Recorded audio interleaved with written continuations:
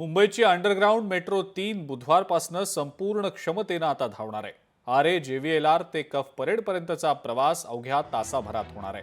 33 kilometre मार्ग असलेल्या या मेट्रोची 27 स्टेशन्स आहेत। यातील 11 स्टेशन्सवर शेवटच्या टप्प्यात प्रवास सुरू केला जाईल।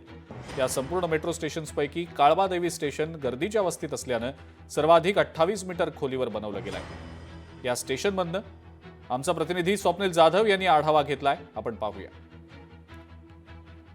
मुंबई मेट्रो 3 आजपासून मुंबईकरांच्या सेवेत संपूर्णपणे दाखल झालेली आहे। कप परेड ते एकूण आरे जेव्हीएलआर पर्यंतचा प्रवास हा मुंबईकरांचा 1 तासात होणार आहे। मी सध्या काळबादेवी स्थानकामध्ये आहे आणि आजपासून मुंबईकर या स्थानकांपासून खरं तर आरे जेव्हीएलआर असेल किंवा दादर असेल या स्थानकांपर्यंत प्रवास करणार आहेत आणि 70 रुपयांचं तिकीट हे मुंबईकरांना यासाठी अदा करावा लागणार आहे। खरं तर कप परेडमधून आल्यानंतर हे काळबादेवी स्टेशन एक युनिक असं स्टेशन आहे, कारण 4 मजली म्हणजे 28 किलोमीटर खाली हे स्टेशन आहे। या स्टेशनवरती आल्यानंतर 2 प्लॅटफॉर्म आपल्याला पाहायला मिळतात। या प्लॅटफॉर्मवरती जर बघितलं तर बंदिस्त अशी काच लावण्यात आलेली आहे आणि मात्र या मेट्रो स्थानकामध्ये जर आपण म्हणजे प्रवासी जर आले तर प्रवाशांना कोणत्या एक्झिटवरती कोणतं स्थळ आहे तेच या ठिकाणी दाखवण्यात आलेलं आहे। काळबादेवी स्थानकावरती दिशादर्शक फलक सुद्धा लावण्यात आलेले आहेत आणि कशाप्रमाणे हे काळबादेवी स्टेशन आहे हे सुद्धा या ठिकाणी दाखवण्यात आलेलं आहे। मी जसं सांगितलं की आपण 4 मजले खालती आहोत, त्याचं लेआउट सुद्धा या ठिकाणी पाहायला मिळतं। हा ग्राउंड फ्लोअर आहे आणि यानंतरचा हा खालचा फ्लोअर, त्याच्यानंतर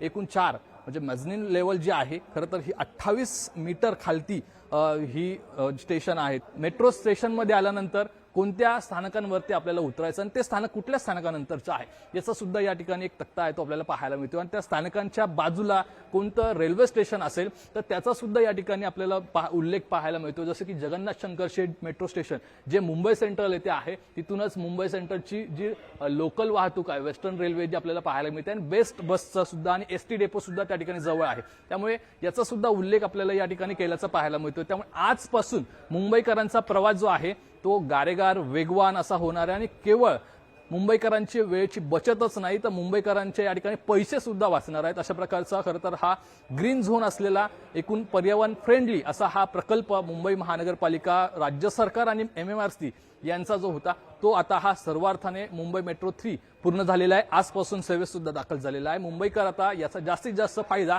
घेण्याची शक्यता आहे। कॅमेरा पर्सन रोहित कांबळेसह स्वप्नील जाधव, लोकशाही मराठी, मुंबई। लोकशाही मराठी ऐका, पहा, जागरूक रहा।